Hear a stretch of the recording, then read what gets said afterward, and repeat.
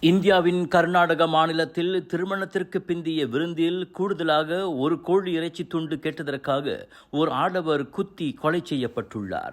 திருமணத்திற்கு பிறகு நண்பர்களுக்காக தனது தோட்ட வீட்டில் அபிஷேக் என்பவர் விருந்துக்கு ஏற்பாடு செய்தார்.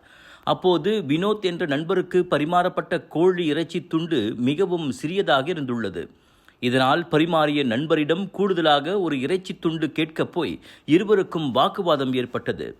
சினத்தின் உச்சிக்கு சென்ற அந்த நபர் கண் இமைக்கும் நேரத்தில் வெங்காயம் வெட்டும் கத்தியால் வினோத்தை குத்திவிட்டார்.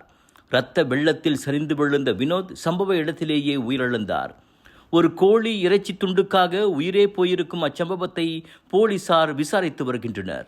விலையோ மலிவு, செலவோ குறைவு, தரமோ உயர்வு, மனமோ நிறைவு.